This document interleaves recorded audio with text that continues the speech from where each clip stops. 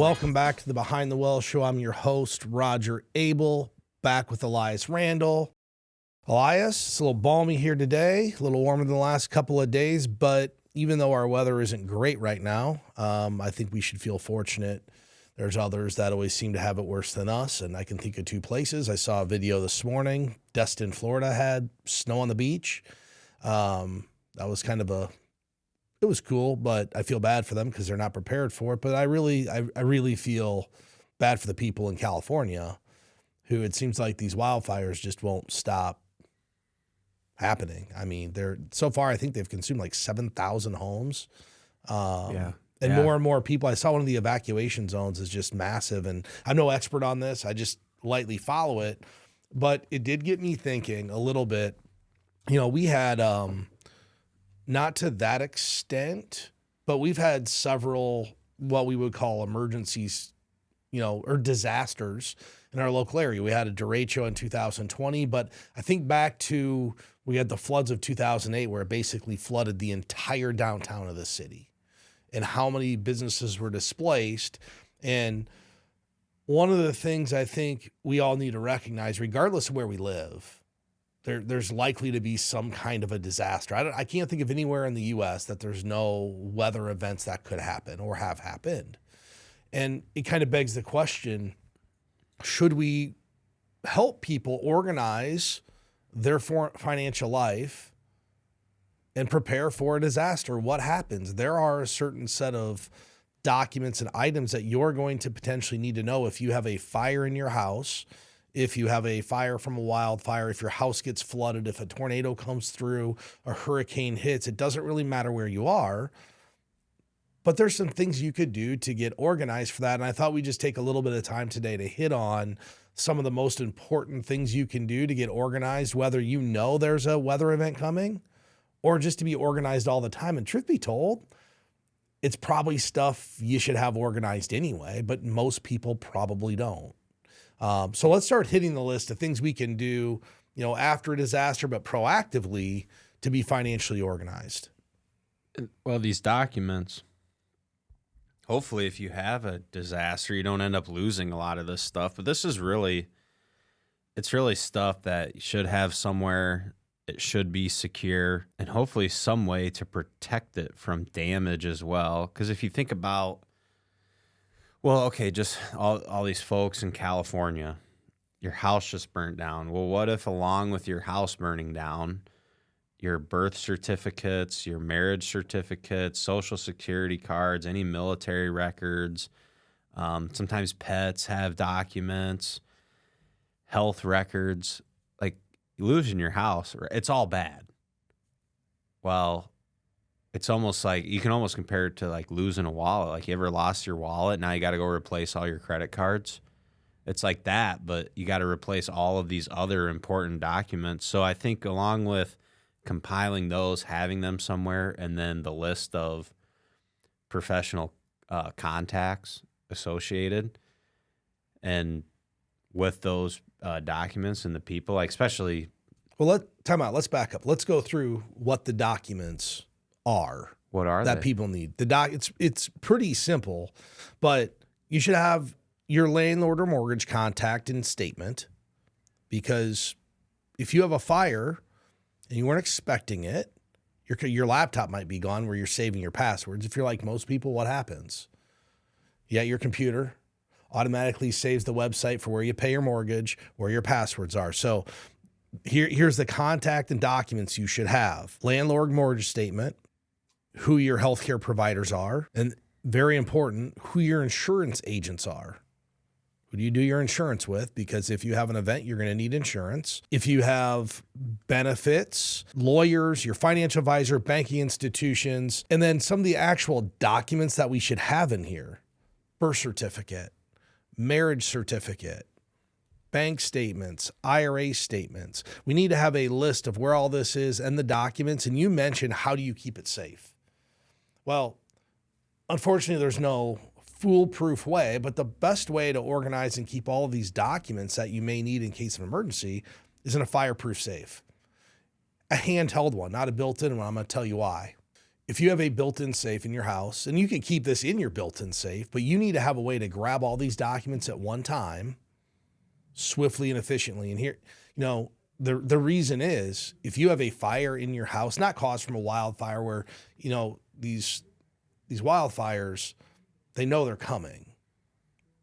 You have a little bit of time to prepare. Yeah. Where if you just have a fire in your house, you've got about 5 seconds to prepare. If you have all of the documents you're going to need, birth certificate, marriage certificate, all the important documents in your life in one place, in a box you can grab and run out of the house, that's ideal. So we keep all of ours in a fireproof box. And that's a good idea. Fireproof boxes aren't all the same. There's a certain amount of time it can withstand the elements and all those different things. But I just think it's important that people should prepare ahead of time. And truth be told, it's good to know where all of your documents are anyway. I don't know. We started doing this once we had kids because it seems like you need the birth certificate or the social security card, and then you have to go get a passport and you need this. So that's how we kind of got it all organized because we had to. But before that, if you asked where the social security card was, I'd be like, I don't know. In a folder somewhere. Now it's nicely organized. It's in the junk drawer.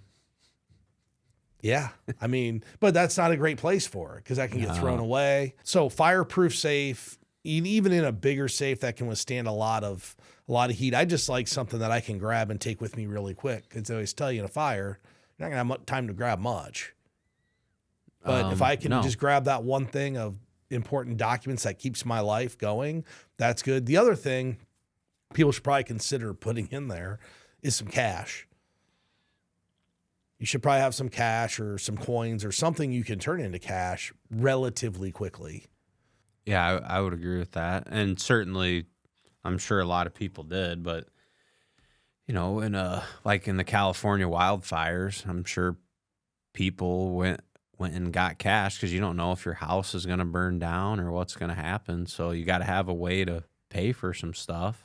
Yeah, just for a short interim period of time. Right. And if you think back to the derecho that we had in Iowa, the power and the internet was out for a long time. The internet? Okay. I'll never forget that. And when we say internet, it's not just your internet provider. Your cell phone didn't work here. The only time the cell phone would work was between about 2 a.m. and 4:30 a.m. So you had to have... Because the rest of the time was overloaded. It didn't really matter. If there's no power, you can't use credit card, right? We couldn't use our credit cards then, could we? I think there were some ATM machines that were up, but it was hard to just even get around town. And this wasn't like a one-day thing. This was like 3 weeks. I remember at this office, we were without phone and internet for 57 days. It was that long? It's 57 days. We were operating as normal because we had all the protocols set up to utilize wireless hotspots, and our phone system was already one in which we didn't have to worry about having to only use a landline. But it was 57 days before it was all completely back up and running. And the thing that was primarily missing was the internet. We had electricity. It was the internet they couldn't get figured out, which that was fine. We had a way to take care of it. Mm-hmm. But that's why having whatever amount could get you by for a week or two in a safe probably makes sense with those documents, stuff you can just grab real quick. And I don't want to beat that up too much, but I think with all the weather events that seem to be happening in the United States anymore, it's just really important that people do have a plan. And, with that, it was funny. I read an article and I thought it was quite entertaining. It was a good article. It was on Newsweek. And basically the idea of the article was, what are the one thing that Americans need to stop doing with their money in 2025? And what's kind of cool, they went out to a group of financial professionals. So I thought, let's just take each one of these little tidbits that these professional money people have mentioned and just break them down, give our thoughts on it. And I'll kick it off. I don't even want to pronounce the first name, but this is the founder of Clever Girl Finance. And her number one tip for 2025 is to stop using credit cards as a backup emergency fund. She said it's a slippery slope. Interest can delay or even completely derail your long-term goals. What do you think about using credit cards as a backup emergency fund? Well, I think in general, you should have an emergency fund that fits your lifestyle. I don't know if I think this is a really big slippery slope. I think if you have an emergency fund and you also have a credit card, to me, I don't see a big problem with the credit card backing that up, especially, I mean, who is a credit card slippery for? Well, people that aren't responsible with their money. Well, if you have an emergency fund that fits your lifestyle, but then something happens and you need a credit card for a little bit, but you're always one that pays it back quickly or pays it off before you ever incur any interest, I don't know why that would be a problem for someone. I think I agree with that. The one thing you mentioned was having a emergency fund. If you have a 6-month emergency fund and your credit card is then the backup, that's okay. Yeah. I have a feeling there are people out there that their entire emergency fund is their credit card. And that's a very dangerous slope because as soon as something happens, you're going to put it on there. What it also tells me is that individual does not have the propensity to save any money. Yeah, their emergency fund is $3,000, so they have a 3-week emergency fund and then a credit card. That's a slippery slope. Yeah, but that's not a real emergency fund. Right. I think she's referring to using it in lieu of an emergency fund. Tiffany Elias, founder of the Budgetnista. Budgetnista. Awesome. But I've never heard of it. Budgetnista. How'd you know? Have you heard it before? No, but I guessed. And the way I said it sounds right. So that's what I'm telling my daughter. She'll be like, Dad, did you not learn this stuff in school? But anyway, her number one tip was stop doing buy now, pay later. And I actually will agree. Buy now, pay later. People view this as this just, hey, yeah, buy now, pay later. We've had that forever. It's called layaway. Layaway has existed for 40 years or longer. Guess what it was? We buy it now, we pay for it. We just have to wait to get it till it's paid for. But have you ever purchased something on layaway? I never have. Years ago, there's a place in town called K's Merchandise, and they'd have layaway. And I think there's like a baseball bat or something I wanted. And the other thing I remember when I started work, God, I feel like talking like I'm old. I am kind of old. When I was in college, I worked for a jewelry store called Rogers Jewelers. And and everybody asked, do you own it? Are you Roger? I'm like, hey, I'm Roger. They're like, do you own it? I'm like, if I was the owner, I surely wouldn't be here Sunday at 11 a.m., slanging gold chains. Anyway, when I worked there, they had layaway. So we would have a lot of people, before Christmas come in 3 months ahead of time. I'm going to buy this for my girlfriend or my wife or whatever it is. And they do it on layaway and they make 3 equal payments. And they were patient enough to wait to get the merchandise. Buy now, pay later's opposite is like, hey, yeah, we'll give it to you. Just pay us over time. But you get it right away. All buy now, pay later is another credit card. Yeah. Well, and why would you want to have just the extra bills? Well, you have a bill to pay for a couch. Guess what buy now, pay later doesn't do? For the most part, it doesn't say no. If you go to the furniture store and you apply for a 0% interest card because they're having the 18-month special or whatever it is, and you can't afford it, guess what they tell you? No, you're not getting this card. Buy now, pay later. There's no credit checks. So what do they do if you don't actually pay them for the merchandise? How do they get it back? I don't know. I've never done buy now, pay later. Yeah, I haven't either.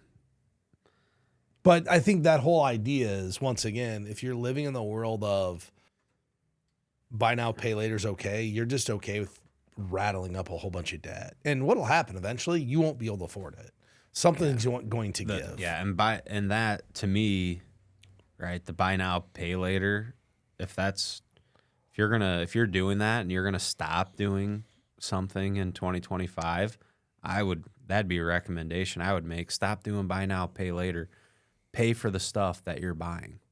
Or just save up for 3 months and then buy it. Most of the stuff that people are buying on buy now, pay later, it's not like cars. I mean, I go to all these fishing websites I go to, buy now, pay later. It's like $1,200. Like, okay, If you can afford that, just save $400 next 3 months and then buy it. But people have to have That's it called being right now. That's called being an adult with your money. Well, you know, it actually kind of makes me wonder, has buy now, pay later has become significantly more it really has just come on the scene like in the last 5 years. Has it caused some inflation because people can just do buy now, pay later? There's no credit check. They're willing to pay more for an item because they don't have to pay for it all the day. And they don't see it as credit. They don't see it as a credit. Buy now, pay later is inflationary. I think it might be. I'm just saying. It probably is because it supports higher prices. They don't because say you're not no. as price sensitive. Yeah, if you have to pay for it and just pay for it, you're going to be more price sensitive, right? Okay, I'm going to ask you a question. If you can delay it. This is easy. So, fishing electronics have gotten completely out of control. Like what people spend to put electronics on their fishing boats would blow your mind. Like it would be nothing to spend $15,000 on electronics for a fishing boat. Nothing. Well, how many people? Just one depth finder with the appropriate transducers, like to do what most people are going to want to do. Most people are going to have at least 2 depth finders on their boat, but one setup is $3,000 to $4,000. Well, how many people really make enough money to be like, yeah, I'll buy 2 of those and go spend $8,000 to put in their fishing boat? Yet everyone, because you can buy now and pay later. There you go. But before that, they had to put it on a credit card. And here's the thing. People have a negative connotation with credit cards, but are okay with buy now, pay later. Do you think people in general are okay with it? I feel like people in finance and banking are not okay with They're buy not, now, but pay people in later. general are because they haven't realized it's just another form of debt. They don't view it as debt. They view it as layaway. That's what they view it as. They view it as layaway. They don't view it as debt. Layaway is more reasonable. You just have to pay for the item before you Do you know why they it. don't view it as debt? Doesn't show up on their credit report. Doesn't count against them. Well, that's not debt. Yeah, so right, because it's not tracked correctly, so it's not. It's 100% debt. This one's actually, the third one is from a gentleman named Mike Crow. He's director of financial planning with Edelman Financial Engines. And I think this is actually a very good one. Americans need to stop putting pressure on themselves to become homeowners. And I think we've had this idea that, hey, you know, everybody in America should own a home. That's not always true. There are some disadvantages of being a homeowner. There absolutely are. And I think home ownership is not, it's not going to be the thing that determines your success financially. I don't think so.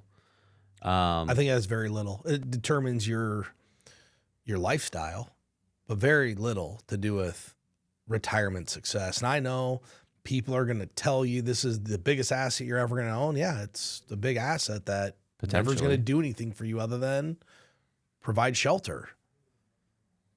You know, we've talked about it a lot. Yeah, I hear it all the time. We're going to downsize in retirement. Yeah, you're right. You probably will downsize the size of your home. Very few people downsize the price. And if they do downsize the price and size, they typically buy another one. And there are benefits. There are benefits to renting too, especially if you're let's say you're younger, you want to buy a house, you live in X city, but you don't know that you want to be there forever, right? Like if your time horizon to live somewhere is in the ballpark of 5 years, why have the stress of owning a home in that community?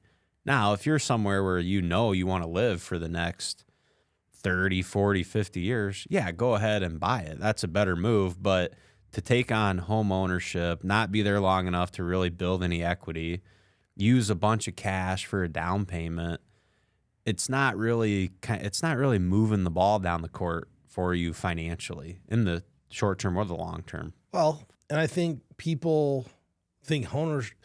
I think the issue with homeownership is it's great. if you can afford it. Most people don't go about it the right way. It becomes a stress for them. But, you know, you get yourself a 20% down payment and you have an emergency fund, you can start to look at buying a house. How many programs are out there? No money down. If you can't put a down payment, you can't afford the house. If you can't come up with 10% at a minimum, you can't afford the house. You can't save any money. So why would you think you can meet the demands in the house? And most people look at that house and say, well, the payment is $1,800 or let's use $2,000. That's great. What year was that house built? Oh, 1990. No kidding. Whatever the payment is, add 50% more because that's the maintenance you're putting into that place. Yeah. Doesn't matter what it is. And I think people also need to take a look at, what is my goal in life? What's my lifestyle? So are you a person that has time to mow the grass and upkeep it and do all of this stuff? Or are you an individual that takes off on the weekends and is never there? Because if you're the person who wants to be on the move and not be around, might make sense to just rent and let someone else do everything for you so you don't have to organize it. There's a lot of nice apartments out there in the world that don't have a yard to mow and don't have a sidewalk or in a driveway to shovel.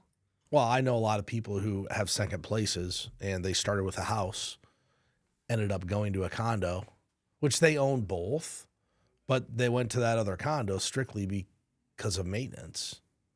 Significantly happier in the place that doesn't look like home ownership, right? Because it's not a home, it's a condo. But it's all those different things. But if you're thinking about, you want to buy a house, make sure you got the emergency fund, make sure you have the down payment, and then, you know, add some buffer, especially if this is an older house. You have to add a little buffer to do the maintenance.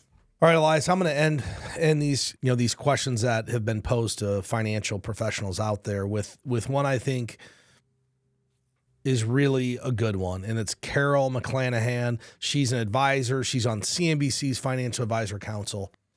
But she's quoted as saying, quit trying to find the next best investment and especially stay away from speculative investments with your retirement savings. And I think this is a really, really good advice. Everybody, I don't really care who you are. We all want to know what the next best investment or find the diamond in the rough that we put $1,000 into and it turns into 100,000. That's what we all want, right? But realistically, it's not how you build wealth. You know, you build wealth a little bit, saving a little bit of money over a long period of time, diversified portfolio, and just letting the money do the work. But I think the key thing is the speculative investments in your retirement savings. If you're buying speculative investments in there, you run the risk of blowing up all of your tax-free money and contributions you put in. And there's no tax benefit to it. Where if you're buying speculative investments in a non-retirement account, you at least can take a loss on your taxes. If you lose it in the Roth or the 401k or your IRA, there's no tax benefit to it other than you're going to pay less taxes taking it out because you don't have anything. But there's no immediate tax benefit. Right. That's the slope you're on. The slippery slope you're on is you're thinking, okay, I'm going to do these speculative investments in my tax-free account, my Roth account, because if I hit a grand slam here, I want all that growth tax-free. But then it goes the other way and blows up. Now you have no value, no tax benefit. You've already paid tax on the money. Right. And now it's worth less. Where, great, in a non-retirement, you pay tax on the money. Yeah, and you rob your best. Yeah. You rob your best retirement account. So it's why I actually like that one a lot, because if individuals out there want to utilize speculative investments, you know, this is kind of where asset location comes into play. You know, if you're meeting all of your goals to be on track for retirement and you want to buy something speculative, make sure you're buying in the right account. But point is, you know, make sure you're not blowing up your retirement accounts with speculative investments. And, you know, it's hard for people, especially going on a 2-year bull market, going into 3, to set expectations for investors. You know, I think expectations start to get out of line, and we're getting ready to go into the 3rd year of bull market. And I think, you know, as we talk about that, it's good to set and level set expectations for what people, you know, may see. Well, there's a few there's a few things going on. You know, the third year of a bull market tends to be the least amount of return for a bull market. And, you know, I don't really think there's a lot of very compelling reasons that, like, our stocks may be fully valued and all that. You can make that argument, and we'll see how the year goes with earnings and all that. But could we have volatility this year? Yeah, absolutely. We could have volatility every year. But to make decisions just based on the next 12 months, right? That's hard to do, especially if your goal is to be a successful investor. You should be making decisions today that are good over long periods of time and that are going to help you. But when you look at like these returns here, average since 1950 in the third year of a bull market, it's 0.5%. We're looking at a chart put out by Nationwide. Yeah, it's 0.5%. But here's what's kind of interesting about this chart. So it's the average since 1950. The year one bull market average has been 36.6. Year two has been 13.8. Year three is 0.5. The current bull market we're in, year one we made 19.3. Year two is 31.4. So that total return for 2 years is similar. Mm-hmm. But here's the question. Our charts, if we're just kind of charting this, we're working in opposite here. Historically, bull markets have started out with tons of steam and then cooled off. We started out with less steam and do we have enough momentum to break the 30-year cycle where it's basically possible. flat? It's possible. But remember when we did a show a while back too, when you like look at 12-month returns after the Federal Reserve lowers rates, 5.5%, and only about half of the time is a positive. Yeah, it's a coin flip. And but if we look at since they've raised rates, we're up probably 6 or 7. We've already hit it. Yeah. So that begs the question: if history repeats itself, are we just in for a bunch of volatility this year, not a whole lot of market movement? And who knows? And that's the thing. No one knows. And the other thing I've been thinking about is there's all this consensus around relatively flat market and choppy market. And then the other thing we know about the stock market is how many times is a consensus view wrong? It's almost wrong every single year. The consensus view is always wrong. And I feel like it's just like Goldman Sachs comes out and says we're going to see 3% for a decade. Really? They think 3%, 30% total return for a decade. Yeah, it's basically these companies are not going to grow. They're basically predicting the second worst 10 years of all time. And the last time we were hit with the tech bubble and great financial crisis. Like, that's what they're predicting. That's the only decade where the stock market was flat or negative. It's a pretty bold call. And it's, it's a hero call. We'll see as the companies report their earnings over the year, like it's very possible that what the money they're making supports their price. So then there won't be as much volatility. Now, if we have bad quarters or earnings aren't hitting targets and stuff, yeah, certainly could have some volatility. But okay, let's say even this year, let's say we do have a flat year or a down year, or there's a 10 to 15% pullback throughout the year. Like for good investors, it's not necessarily a problem. Especially if you're buying in and your dollar cost averaging in, why is that an issue? If the market goes down a little bit, it shouldn't be an issue because if you're in retirement, you should have a distribution strategy. If you're accumulating, it's probably an opportunity.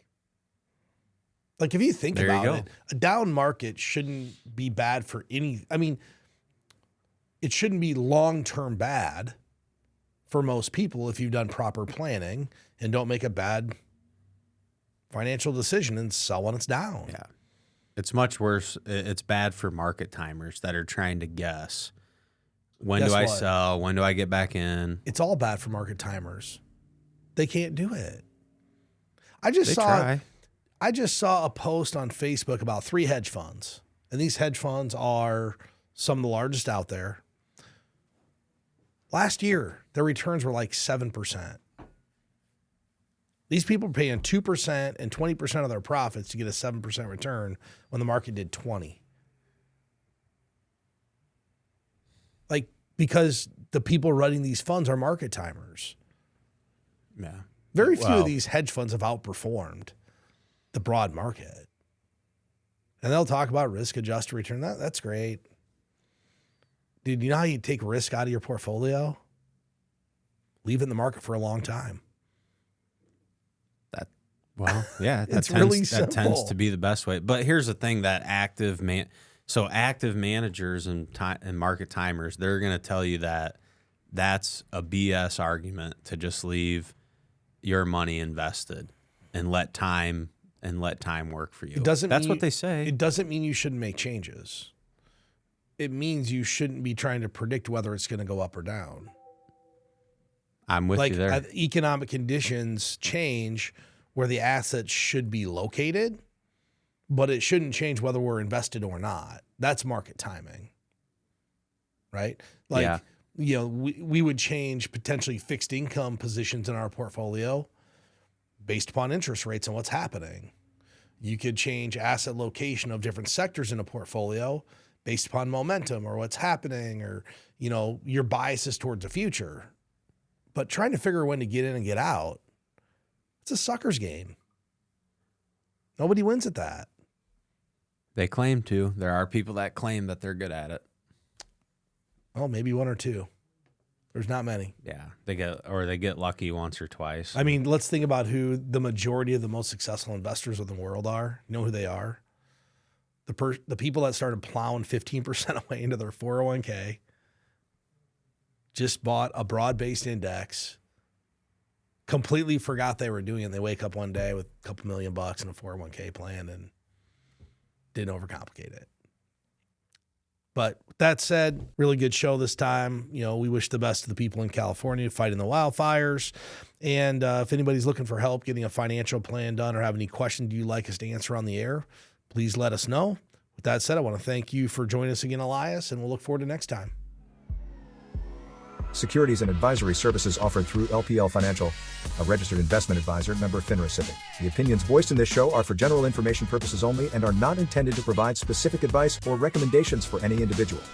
To determine which investments may be appropriate for you, consult with your attorney, accountant, and financial or tax advisor prior to investing. Premier Investments and Wealth Management and LPL Financial do not provide tax advice. Please consult your tax professional. Economic forecasts set forth may not develop as predicted, and there can be no guarantee that strategies promoted will be successful. There's no guarantee that a diversified portfolio will enhance overall returns or outperform a non-diversified portfolio. Diversification does not protect against market risk. Rebalancing a portfolio may cause investors to incur tax liabilities and/or transaction costs, and does not assure profit or protect against loss. All performance referenced is historical and is not a guarantee of future results. All indices are unmanaged and cannot be invested into directly. There is no assurance that the techniques and strategies discussed are suitable for all investors or will yield positive outcomes. The purchase of certain securities may be required to affect some of the strategies. Investing involves risks, including possible loss of principal.